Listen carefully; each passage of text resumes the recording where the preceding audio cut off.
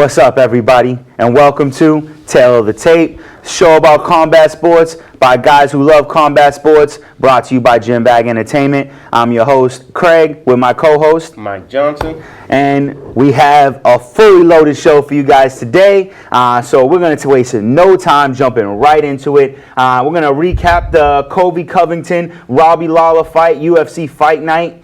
Saturday, August 3rd, and this one was an early one. It started at 12 o'clock, and it was at the Prudential Center in Newark. And we'll start right off from the bottom. You had the flyweight division, women's division, Miranda Granger and Hannah Goldie making both of their UFC debuts. How'd that fight go down? Granger outstruck her for the decision. I think it was maybe least of the night, filler fight. Yeah, it definitely wasn't an exciting fight at all, but I did like Granger striking. She did exceptionally well against Goldie. Weird fact about the fight, they're both strawweights actually, but it was on short notice, so they're fighting at they both fought at flyweight. I found that a little strange. So yeah, we'll see them in the future, see what happens. But Miranda Granger takes the victory, staying at 7-0. And then after that, we had Claudio Silva, 13-1, going up against Cole Williams, 11-1. How did this fight go? Cole Williams filled in on short notice, and Claudio Silva with the neck crank early on. It was that was painful. It did look really painful. It's 5 wins in a row for him in the UFC now. It doesn't seem it because he's been injured a lot and out here and there, but that's 5 stops maybe even. I think so. So he's dangerous. Yeah, so he's definitely a guy to watch out. Maybe he'll rise the ranks in the fights and get into the and higher up in the prelims. Maybe even get a main card if he fight. Can stay healthy. Next on the fight card was a fight we were both really excited to see. Lauren Murphy, one of the Ultimate Fighter contenders, she didn't actually win it. 10-4 going up against the 12-5 with 2 no contest, Mara Romero Barella. How'd that go? Yeah, it was a good striking match, back and forth. It was a pretty good fight overall. Lauren Murphy with the big knee laid on, and it was a kind of a failed takedown by Barella, a little bit. And as she tried to just pop back up, with no defense, big knee, dropped her, ground and pound. Out. And that was an early. Was that a first round victory? No, it was third round. It was. Oh yeah, you're right. It was a third round victory. They had a pretty decent fight going. Yeah, it did. It was going really well. To be honest with you, I thought Lauren Murphy looked a little off in that fight. So yeah, absolutely. It was definitely a good overcoming victory for her. It took a while to find the range. So that was a good fight. We look forward to seeing more out of Lauren Murphy. Next in the flyweight division, we had Jordan Espinosa, 14-5 with 1 no contest, going up against another Ultimate Fighter contender, Matt Schnell, 13-4. Tell us about that one. I think this was a great win. It's good to see the flyweights. Yes. 2 top guys in the flyweight. Schnell is a force to be reckoned with on the ground. He got the quick triangle, a minute in 23 seconds into the fight. It was so fast, like you didn't really see it. I mean, it was from just all control the whole time, though. He pulled guard in the guillotine, I think, went immediately for it. And Espinosa slipped out and got himself caught right in the triangle. I mean, it was masterful. Yeah, well, it was an exceptional victory. The thing I like about Matt Schnell and everybody from his season of The Ultimate Fighter is they were all champions. So he was actually a champion in whichever promotion he was fighting in. So yeah, he was no slouch coming in from the beginning. So it was definitely a handed victory for him. Can't wait to see his next fight. I mean, the division is kind of in disarray. Overall, so yeah, I mean, you got both one champ leaves, the other champ jumps up into the next division. So I don't know what's going to happen here, but he's a top prospect in that weight division for sure. All right, so we'll see what happens next for Matt Schnell. Watch out. Next in the flyweight division, Antonia Shevchenko, 7-1, going up against the 8-4 Lucy Pudilova. Pudilova sounds right. Yeah. All right, how'd this fight go? I was impressed by this one. Shevchenko, the older sister, Antonina Shevchenko, the older sister of Valentina. She's older than Valentina. Yeah, she is. She's fought as a kickboxer most of her life. Great striking, great Muay Thai. She was landing knees like crazy, powerful knees to the body. They look, bone crunching. But Pudilova with some big elbows early from the clinch. standing, her right came out of open. nowhere, and they sounded bad. Like, you heard them good. And split her right open. Yeah, she had to deal with that. It bled away from the eye, though, thankfully. But yeah, she put it on her some more and ended up choking her to sleep with the rear naked choke. Almost got her into a second arm bar. round. Yeah, in the first round, I think the arm bar was in. Yeah, and then the second round, the rear naked choke put her out. Over. Refused to tap. So. All right, and then in the welterweight division, Mickey Gale 5-2, going up against the 10-3 Salim Tawari. Yeah, Tahari. Yeah, I don't remember. I watched some highlights of it, though, It was a very unexciting fight. A little unexciting, but a good hard win. They looked both gassed at the end. Mickey Gall gets the decision here, though. Yeah, it definitely wasn't a terrible fight. A little bit of back and forth, but not an exciting fight. But Mickey Gale did get a good decision. Yeah, tough one for both of them, it looked like, for sure. And then into the main card, light heavyweight division, Darko Stokic, 13-2, going up against 6-1 Kennedy Zechukwu. Yeah, that's as close as I could come. Yeah. So how'd this one go? This was a crazy fight. It was lackluster all over the place. It was, wild and terrible. Stosic with the terrible groin kicks over and over. Got 2 points taken off of him. Lost the decision easy. But Kennedy didn't do nothing special. Yeah. Who knows how the fight would have gone had he not committed the fouls. So after that, in the lightweight division, we have Scott Holtzman, 12-3, going up against Dong Hyun Ma, 16-9-3. Tell us about this fight. Crazy fight. War. The first round, war. Second round, war. Like, it was crazy. Those are the great ones, though. When you just there have was the no back and quitting forth. either of them. I think Holtzman dropped him twice early on, but Hyung Ma came back with some good shots. They were both beat up, but Dong Hyun Ma's eye was really busted up in the corner at the end of the second round, and the doctor came in to check, and he said right then, I can't see. As the doctor was walking in, his cornerman had asked him, can you fight? And he said, I can't see. And the doctor, was immediately like, okay. I don't even know if he knew the doctor was there.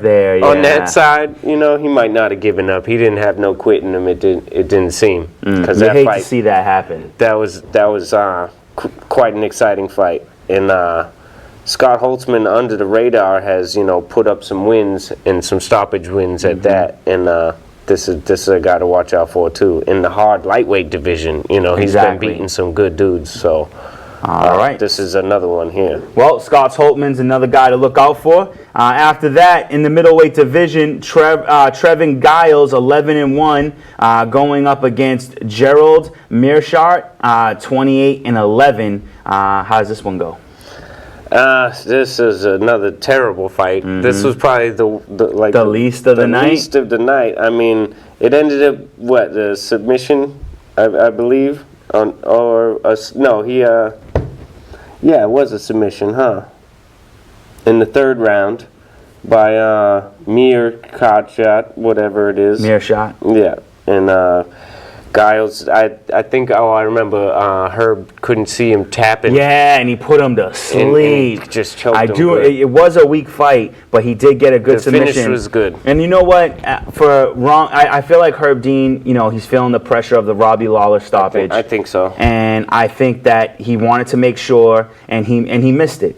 It wasn't the first time. It wasn't the only time it happened that night. Right. But he did miss the tap. But I feel like he was in a bad position to see it. I don't really hold anything against him for that one. Right. I think, with the Pudilova fight, she just wouldn't tap. Yeah. And, went to sleep. And this one was definitely a bit different. He couldn't see him tapping one bit. And it looked pretty vicious. But terrible fight from both men. Yeah, just not impressive They were at all. sloppy all over the place. I mean, neither men looked to be like professional fighters. So, I mean, the middleweight division needs a little help, I think. We got some guys right at the top. Yeah, but then that's it. But that's about it. All right. Joaquim Silva, 11-1, going up against Nasrat whatever. Yeah, I'm not even going to try. That one's too hard. Nasrat. 10-2 in the lightweight division. How does this one go? Nasrat is a threat. Yes, he is. You know, dangerous man in the division. He's flying under the radar. I think people see his face and think he's Kelvin Gastelum, maybe.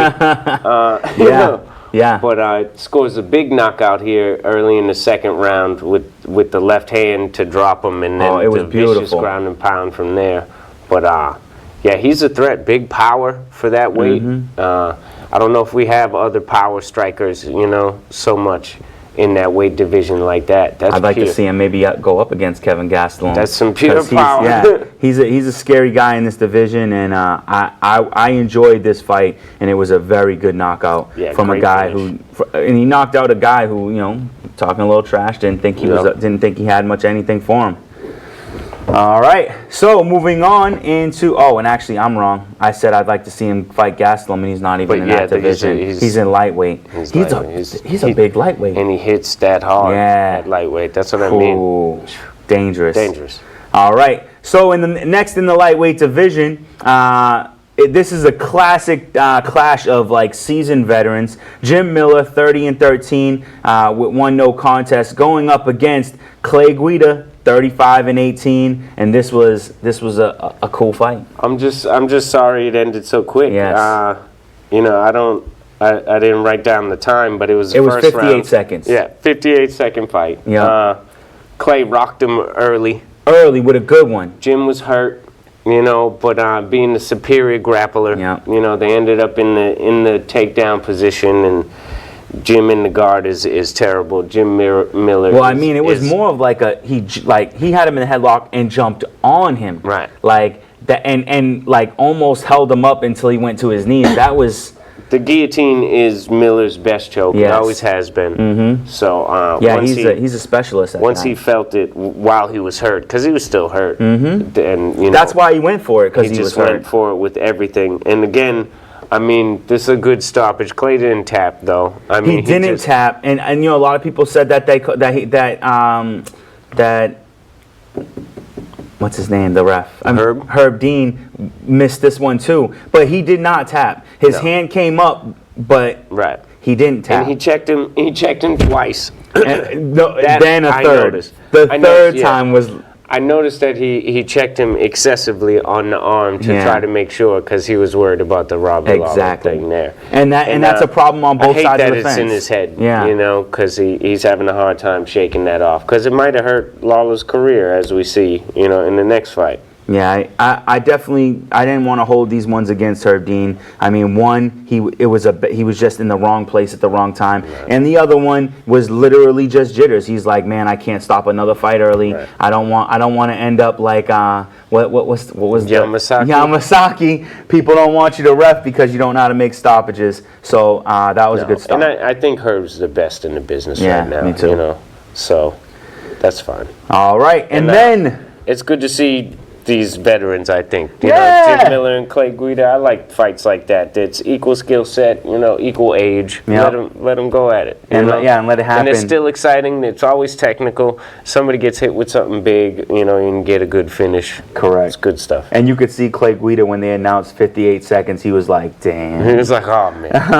It could have been the opposite way at like 30 seconds when he first hit him. You know, it just... It's one of them fights. All right, and now we have the main event. Colby Covington, 14-1, going up against ruthless Robbie Lawler, 28-13 and 1 no contest. Tell how this lackluster fight went. Disappointing. Yes. Decision for Covington. You know, good all-around work. Oh, I mean, Covington put in work on Lawler. I mean, he got 10 takedowns. He threw over 500 strikes or almost 600, but you know, out of that tally, I looked it up. You know, he scored about 170 something. You know, significantly. You know, but you know, a lot of pressure, a lot of wrestling. But Robbie Lawler didn't look like he wanted to fight. Yeah, you know? He looked completely outmatched, out of place. It looked like he only wanted to shoot a counterpunch, and I don't know. I feel like this fight says that Robbie Lawler's done in the UFC. Yeah, I don't know. You know, like you said, it looked like he wanted to shoot a counter punch, but the opportunities were there. It looked like he was setting him for it, but you know, it never came. And as much as I don't like Covington, I don't want to take away from his win. You know, because I mean, he it was definitely good work and it was domination. He embarrassed Robbie Lawler. He put in hella good work. Like, I absolutely hate Colby Covington, but there is no denying his ability to fight. Right. And he put it on Robbie Lawler, who normally isn't an easy person to put it on. Yeah, no, and it wasn't much damage all around. I mean, yeah, it was more pitter patter. It was just an outpointed fight and a great, you know, grappling performance by Covington. And like I said, Robbie didn't come to fight. Maybe just, you know, came to get paid. I don't know. Something. It was definitely not the Robbie Lawler we're used to. He said he felt better than he had in years, even in the post-fight interview, you know, as far as being in shape. So, I don't know. Yeah. I don't know where. Maybe his head was at somewhere else. Yeah, he definitely. I feel like he disappointed us as fans, and I don't like to say that too many times, but I was upset with his performance and the lack thereof. So, well, maybe we'll see Robbie Lawler make the move over to Bellator, where he might have a little bit more success with a little bit less. Or maybe see him move over to the ONE championship. You need people in their welterweight division. Also a place to go. For Robbie Lawler, although I feel like the one championship is like on the come up.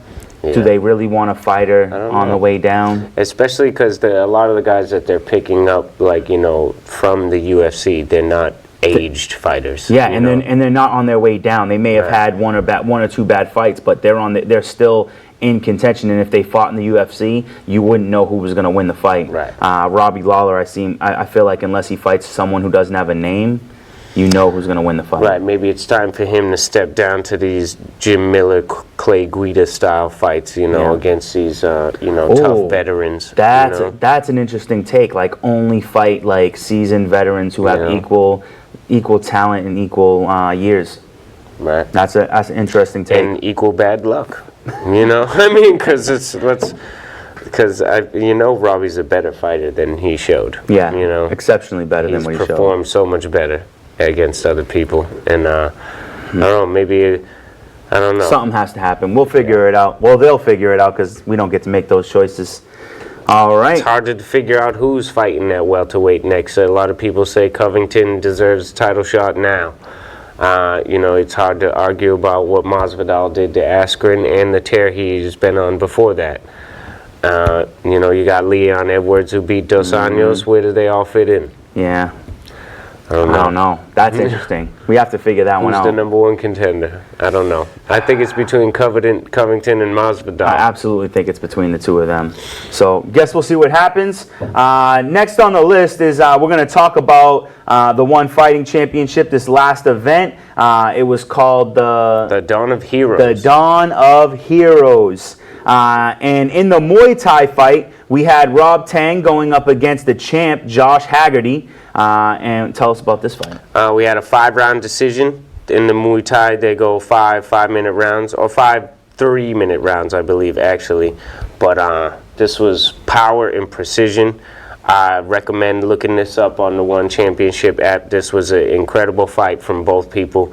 You had reach and range from the British fighter Josh Haggerty, but the power of Rod Tang, you know, like, was incredible. It was that old school Thai power, and he was dumping him a lot, catching his kicks, you know, and kicking his leg out, dumping him on his head, and he dropped him in the 4th round with a big right hand.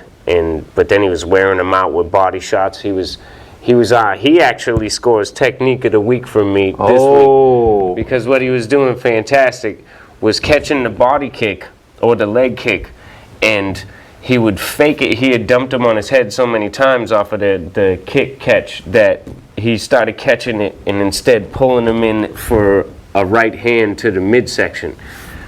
Like pulling all his momentum so that he couldn't escape the punch because he was manipulating his body and then just putting a stiff right hand right to the gut. It was vicious. And he landed it maybe 4 or 5 times, and you could tell they were bad. It hurt a lot. And body shots are really just it's all about the wear and tear with a body shot. Just takes everything out of you. Both of them were in incredible shape. I mean, they must have both thrown upwards of, maybe 200 kicks alone, in that amount of time. It was an incredible fight.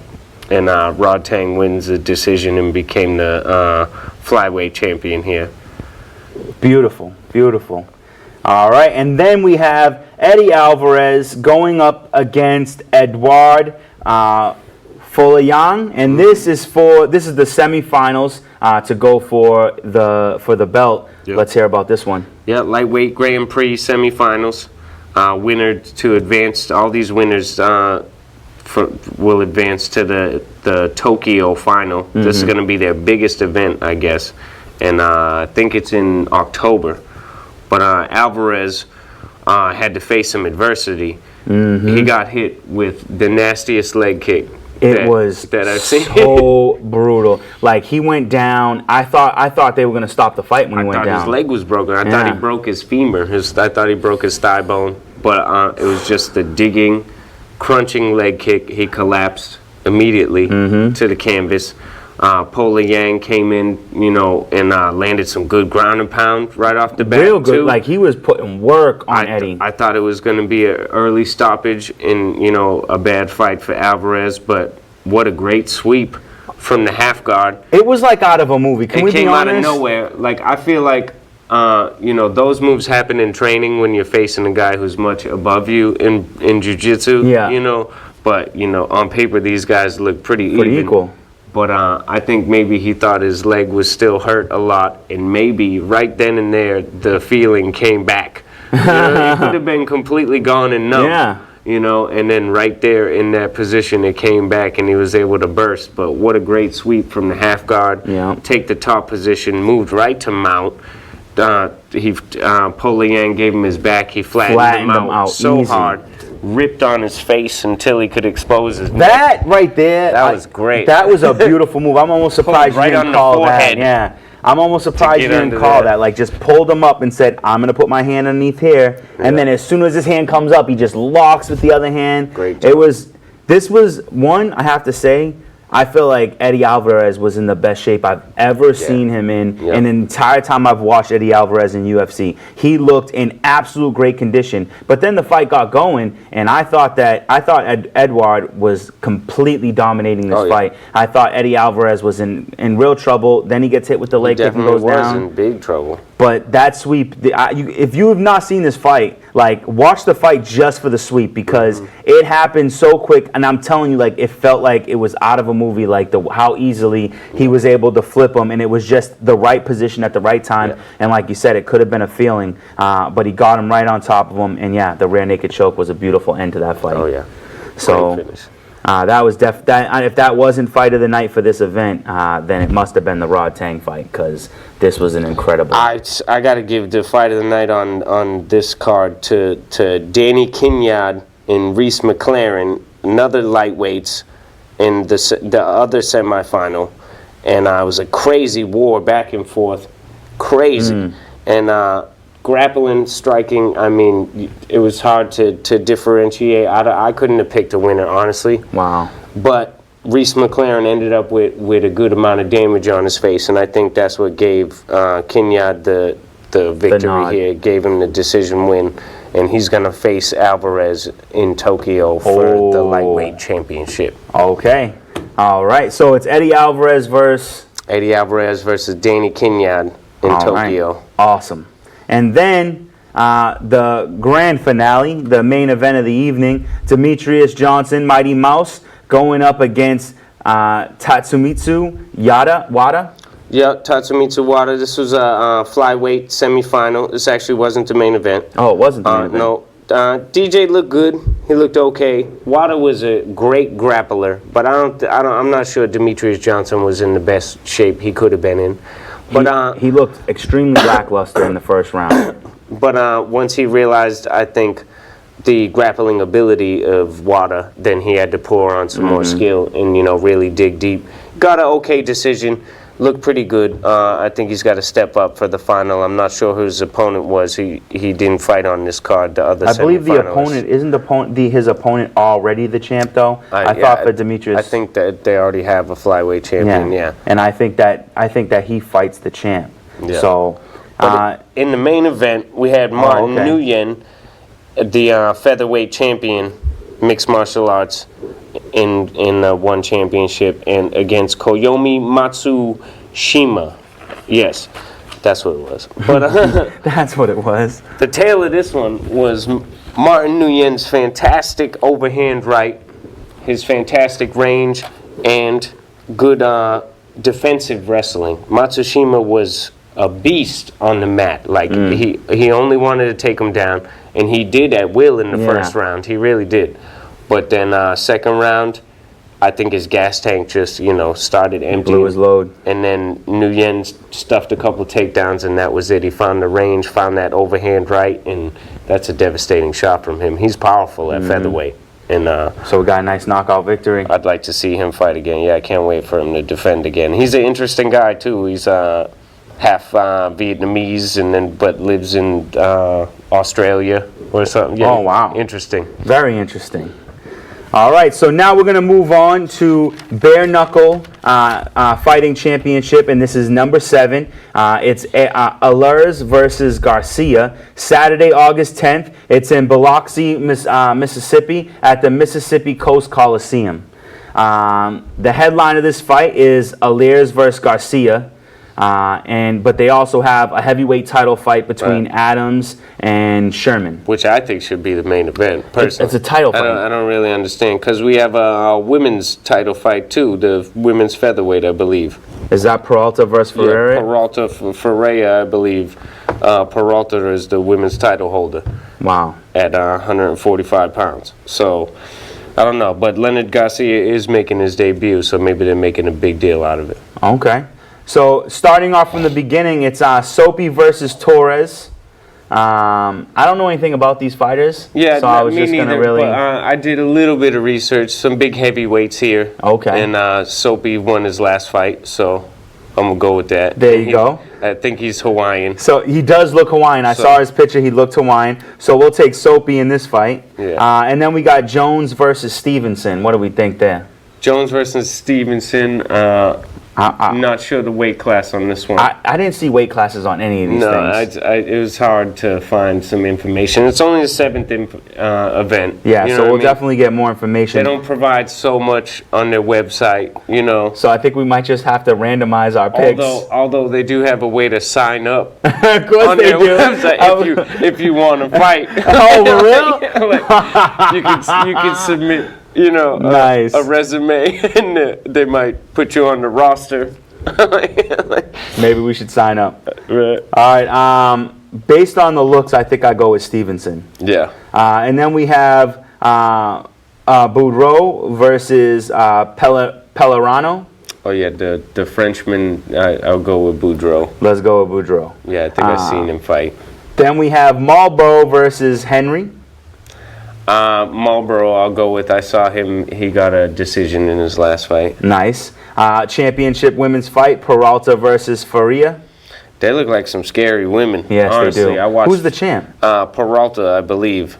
And yeah, I don't know. That's a tough one to call. I want an upset. Yeah, I was trying to see their past fights before that, but I couldn't find them. And yeah, I like the look of Faria.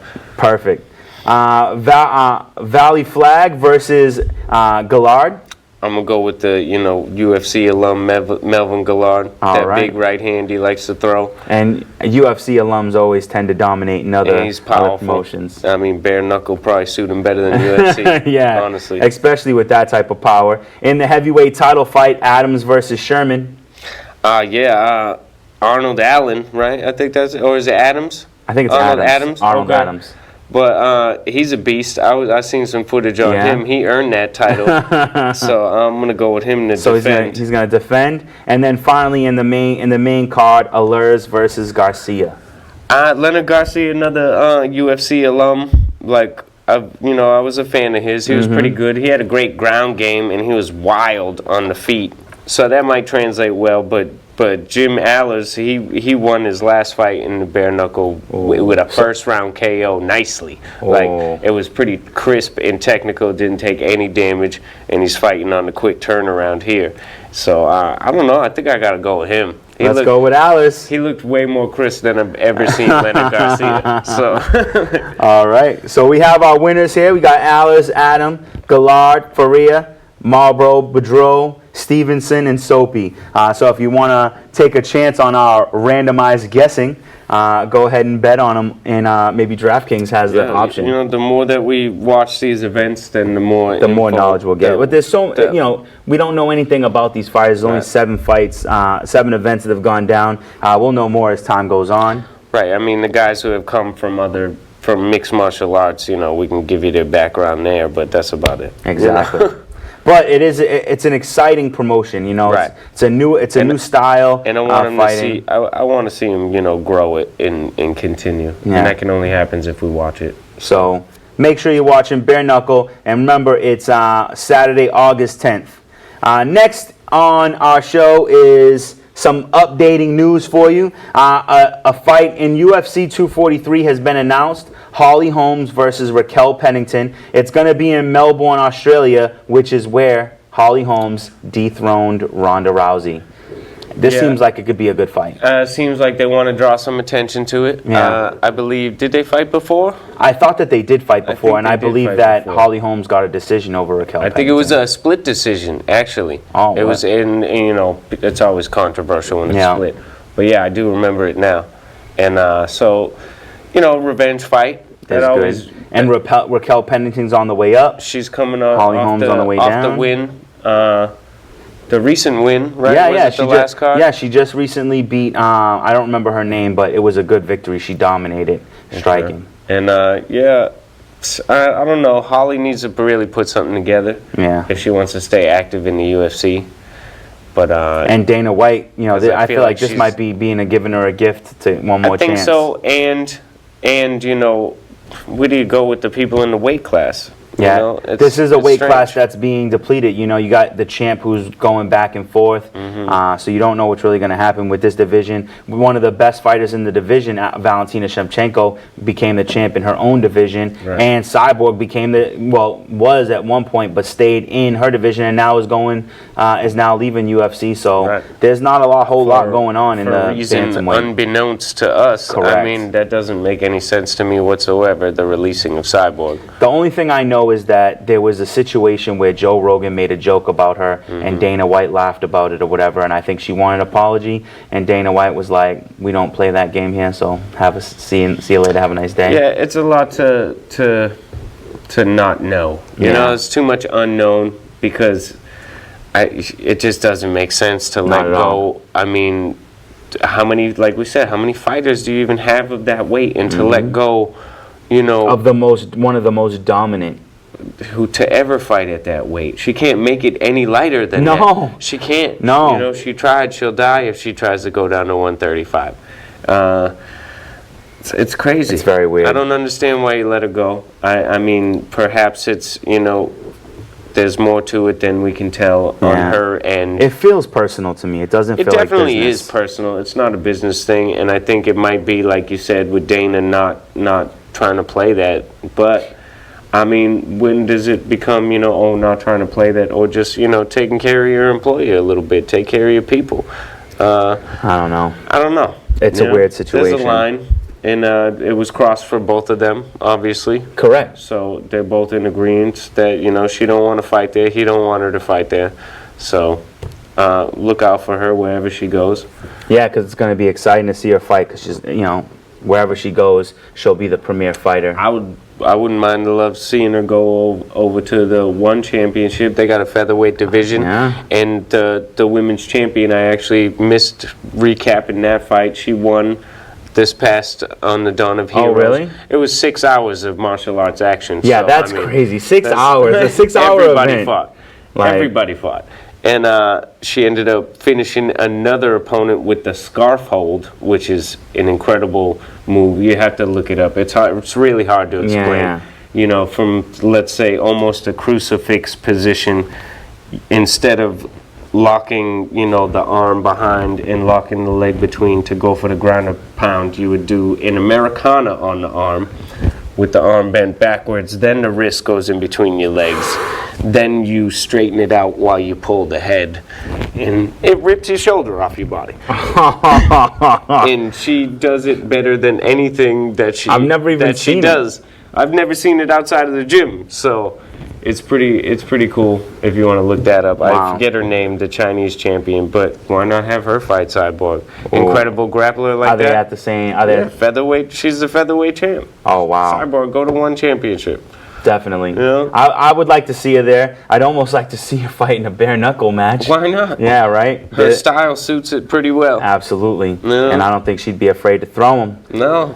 All right. Next on the list, Frankie Edgar makes the move down to bantamweight. So at one point, lightweight champ goes down to featherweight to try to get another title, unsuccessful. Now onto the bantamweight division, which is slightly broken up. Right. I feel like he could have some success in that division. Perhaps. I don't see. I mean, he was very lean at 145. I don't see how getting to 135 is a good idea for his body. I don't know either. And there's no timetable, I think he's guess. just reaching.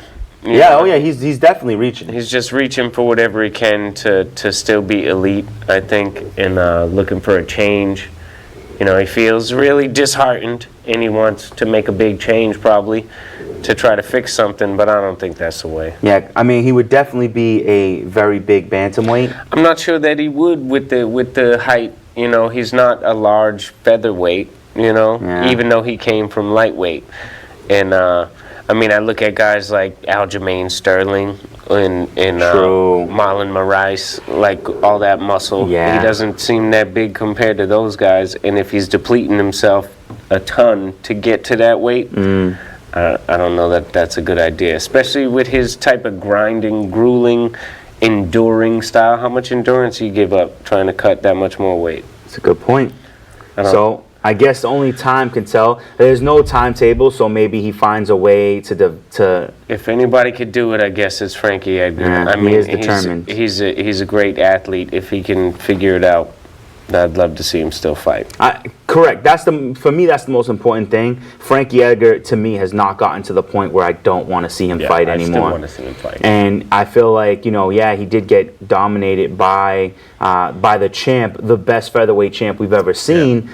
But I still think he has something to give. And maybe it might not be championship fights, but I think he could still put on shows. I mean, he did beat one of the UFC's rising stars in Yair Rodriguez, and he dominated him handedly. Oh, yeah. So he could still fight. He's still ready to go. I don't know how this is going to work out. Seeing what you said. Yeah, I mean, he still loves it. He wants to compete at a high level, so he's trying to figure something out. We'll see how it plays out. We'll see what happens. Yeah. All right, and then Dana White in the Contender Series, he signs 3 new fighters. Biggest overall is Omar Morales, who gets a KO victory and has an 8-0 record. But also Andre Muniz, 18-4, and Herbert Burns, 9-2. I don't know if you watched it. No, I got to be honest. I gotta catch up with it more. Yeah. So many fights to watch. There's so much to watch between all this stuff. It really is. It needs to be a full-time job for us in order to take it all in. In order to give you, the right amount of info. Serious. But Contender Series is a big deal. A lot of people coming off of that that are making big waves. I think it's great to build these people up that way. I think he's finding good fighters from that. Yeah, he is. We've seen many fights of Contender Series guys that have put on great shows for us. No one less than Greg Hardy. Right. Contender Series winner who is just running through the division. I was gonna say, I thought so. I didn't want to be wrong, though. Yeah, no, he did. He did start in the Contender Series. I mean, it was already known he was gonna join the UFC. I think that the Contender Series was just a way of saying, all right, well, if you think you're ready, prove it. And he did handedly, got himself a contract, and like I said, has been running through the division, and definitely has a up and coming fight on his hands. He should get maybe he'll even be part of this UFC 243 that's happening October 5th, because he could have a quick turnaround. Yeah, he didn't have any damage. It was a very quick fight. I wouldn't be surprised to see him, because he's an exciting fighter. All right, and then finally, in boxing news, Josh Warrington is to defend his featherweight title for the third time. He's going to be facing Sofiane Takoucht in Leeds, London. Okay. I didn't get a date for this fight. I just know that he'll be defending his title for the third time, featherweight division. It's probably still forthcoming. Probably still got a couple weeks to talk about it and look into it more. So I've heard of Warrington. Good. He's the British fighter, I'm pretty sure. Oh. And fighting in Leeds, so he'll probably be happy about that. And did I see you had something about a boxing? Oh, I got all kinds of stuff. What do we got? We want to talk yeah, about. let's talk about some of that boxing. Oh, I got read a headline about Andy Ruiz in the rematch with Anthony Joshua. Nice. And he's refusing to go to the UK. Joshua's trying to stipulate that it has to be in London. How can you stipulate when you got knocked out? And Ruiz is saying, no, I'm the champion. You want a piece of this belt? Come see me in the USA. And didn't they originally fight in the UK? Yeah. So yeah, he already gave you what you wanted. When you held the belt, you got to fight him in the UK. Time to come to the US. Exactly. And I personally, I do want to see that rematch. Such a good victory for Andy Ruiz, but over a very good champ. He's ready to fight him again. And he said, if you don't like fighting in the US, my second option, we can fight in Mexico. Oh. And I don't think Joshua wants that. Nah, he definitely doesn't want that. But it does seem like a fight to be had, and then whoever wins that's got to have what's his name? Deontay Wilder next. I seen an interview on ESPN with Deontay Wilder and Andy Ruiz. They were real cool talking to each other, and they were both like, hey, if it comes down to it, we all got to fight. Exactly. So that would be a good one. Yeah, it would. And I don't want to see anybody running from a fight. Wilder was so much taller than the size difference, but so was Joshua. So, yeah, true. And he definitely closed the distance in those fights. I think it's a different style of fighter when you're looking at Wilder, but oh yeah, but yeah, I mean, I think Andy Ruiz still fares pretty well. Yeah, because he's excellent. He's very good at avoiding damage, and he has really good striking ability. Yeah, great angles with that overhand right too. And I think that would be a tough fight for Wilder. Speaking of Wilder, Tyson Fury been on the Twitter a little bit. He wants to get his rematch big time with Deontay Wilder, which I think that's necessary. That might have been one of the best boxing matches in recent history as well. Wouldn't it be great to have both those fights on the same card? Why not? I mean, yeah. I think that would do a lot for boxing, but the promoters will never get together like that. But because they want, they wouldn't want to give top billing to the other fighter. Well, I mean, I feel like no matter what happens, Wilder has to get the top billing. I mean, he is the champ. Right. I mean, he has his belts. He is the more premiered fighter. Yeah, Ruiz is coming off a big victory in the way he won and who he beat. But no matter what, Deontay Wilder is the premier fighter, so he's got to get.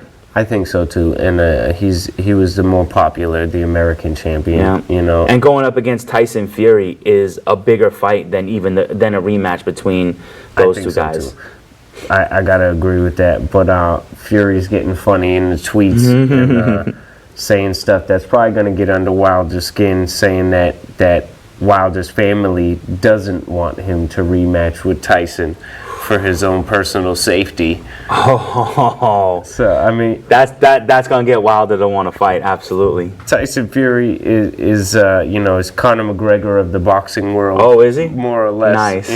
So, but he keeps it to a degree, where he doesn't step over too many lines, where they end up being friends after. But, okay. Nice. Yeah.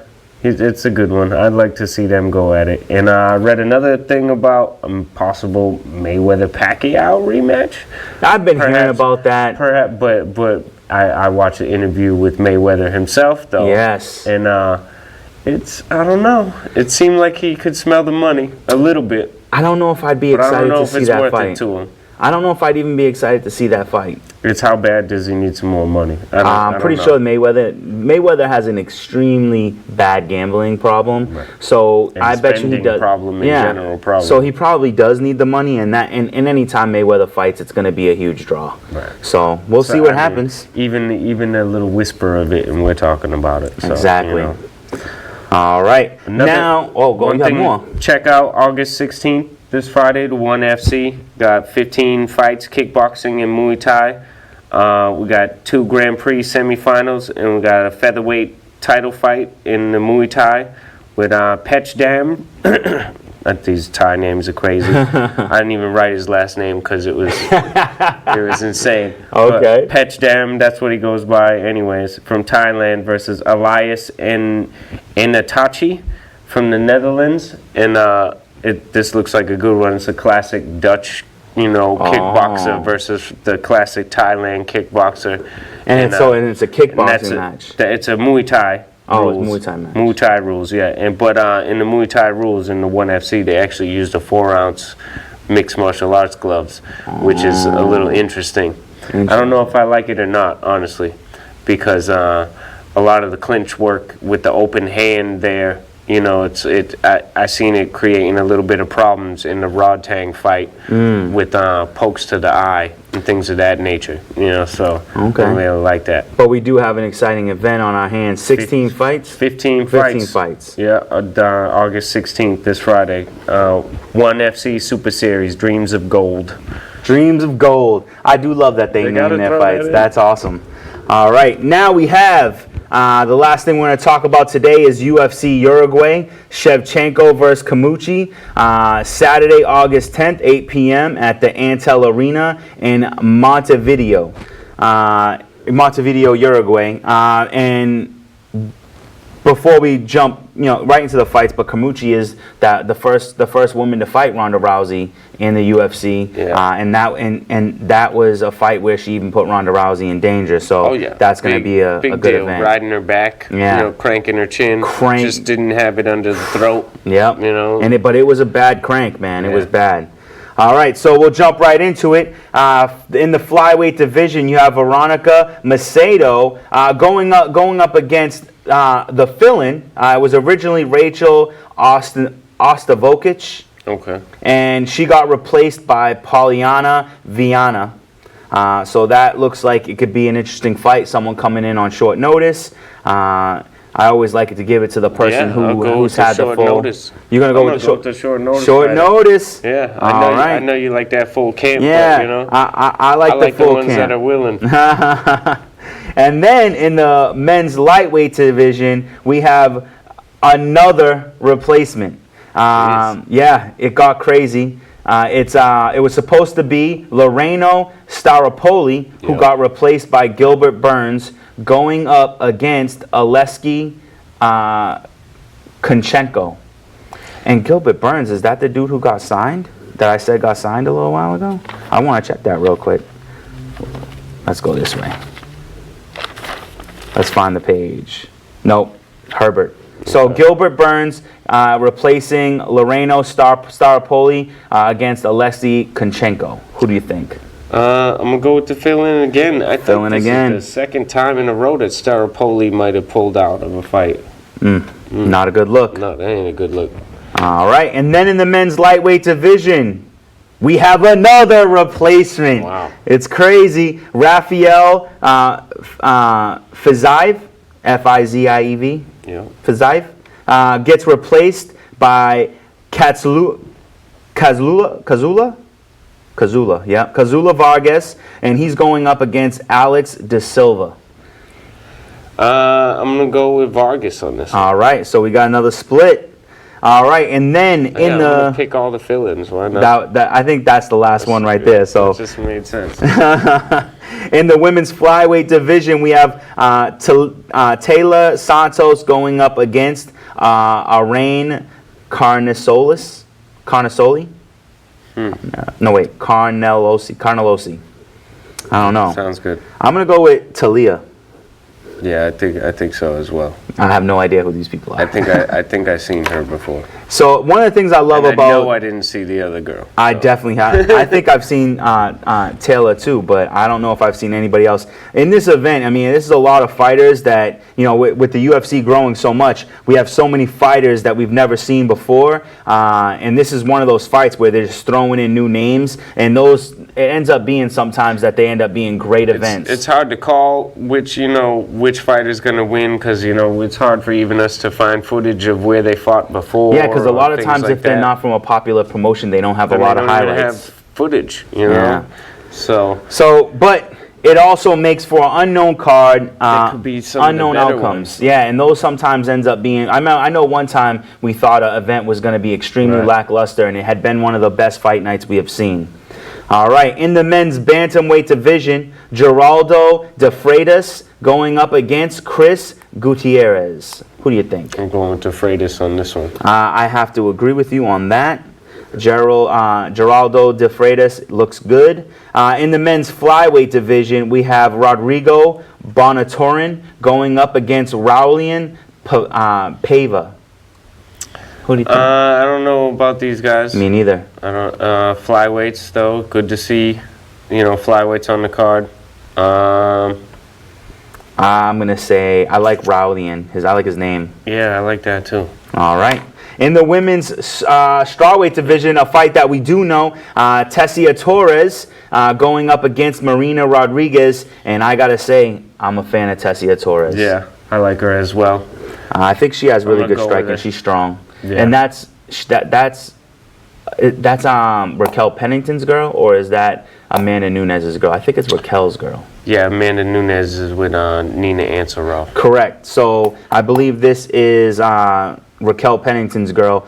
So you know she. Who's another favorite? So yeah. Yeah, exactly. So Go I think we got to go with Tessia Torres. In the men's heavyweight division, we have Cyril Gain going up against Rafael Pessoa Nunes. I don't know either of these big boys, but we gotta get more heavyweights fighting. Yeah, we gotta build that division up. And I always like the name Cyril. Cyril. That's like a Dutch name, I think. I've met a couple kickboxers with that name, so. Yeah, also goes good with milk. So, all right, and then in the featherweight division, we have Enrique Barzola going up against Bobby Moffett. What do we think? I'm going to go with Barzola on this one. All right, well, I'm going to split this decision, and I'm going to go with Moffett. All right. Because he's Moffett. Right. In the middleweight division, Rodolfo Vieira going up against Oscar, spelled with a K, and Oscar Pichota. Yeah. Let's go with that. Who do you got? When it's the K, I always feel like it's Oscar. Yeah, it's probably Oscar. You know, like. But anyways, I'm gonna go with that based on his name alone. And I can't disagree with you. And we gotta get more middleweights fighting too. Exactly. Again, like I said. And I feel like a guy with a name with Oscar probably hits hard as hell. I'm kind of excited to see this card. Yeah, because now we'll have some fighters that we didn't know about. Get some information. Because I want to see these people fight. The next fight on this card, I'm excited about because it's a fight that got stolen from us. Twice. But since we've been doing this show, it got stolen from us the one time we talked about it, and it didn't even get replaced. It got straight canceled. Mm-hmm. We're talking about Alir Latifi going up against Volkan Ozdemir. Thank you very much. You know I have trouble with the name pronunciations. This fight has been looking exciting. I really hope that we don't have a last-minute pull on this particular fight because I think this could be exciting exchange. Yeah, 5 minutes left in the show. Want to make sure we talk about all the good ones, but this is definitely up there. Like you said, canceled, over and over. I can't wait to see this. Latifi, I think, is better in maybe every position than Volkan Oh, Ozdemir. really? You know, I think he's the better grappler. I think he's more disciplined. I think Ozdemir has the better overall power, for sure. And I think the striking power, the explosion power. But I think if Latifi makes it a wrestling match, Ojemir is in trouble. He's got bad submission defense and always has. Who do you got? I'm going to go with Latifi in this for sure. All right, and I'm going to split the decision and go with Volkrin. Next, we have Eduardo Garagori. Garagori going up against Humbero Bendene. Yeah. Who do you got? I'm going to go with Eduardo. I like that decision as well. And then, surprisingly, fighting so soon again, Vicente Luque going up against Mike Perry. Yeah, I mean, he's coming off the fight in May, right there, against Derek Krantz. Big TKO in the first round. Correct. Luque's been on a tear. Perry's coming off a fight of the night win in April. It was a decision against Alex Oliveira. So it's a good turnaround for both of them. Yes. Good fight win. You got their records written down, maybe? I don't have their records written down. I think Perry, I don't know, overall, but I think he's got 15 wins, maybe. But out of them, he's got 11 KOs. I mean, he's a real deal boxer. And Luque hits hard, too. This is going to be fireworks. What do you think? I think I'm going to go with Mike Perry. I like him quite a bit. Oh, then I have to split it with you. I like Vincent Luque in this fight. All right, and now we have the main event of the evening. In the flyweight division, the champ, Valentina Shevchenko, defending her title against one of the few women to put Ronda Rousey in danger without a victory, Liz Carmouche.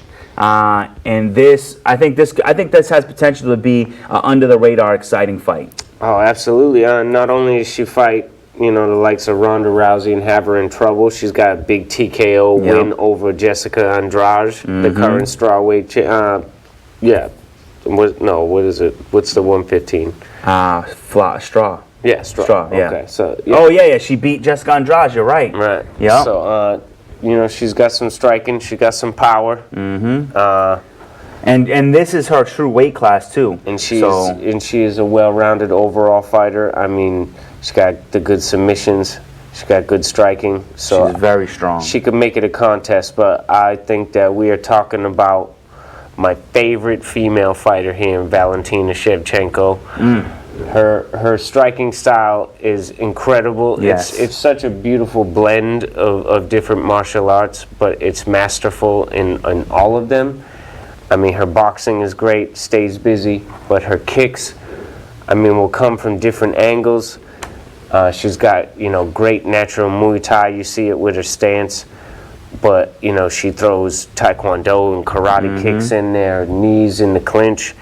And has given the champ, Amanda Nunes, her best contest that we've seen. I don't think that Carmouche really has a chance, but I think she can make it a fight. I think it's going to be not in the same exact look of the fight, but I think it's going to be similar to what we saw against Cyborg and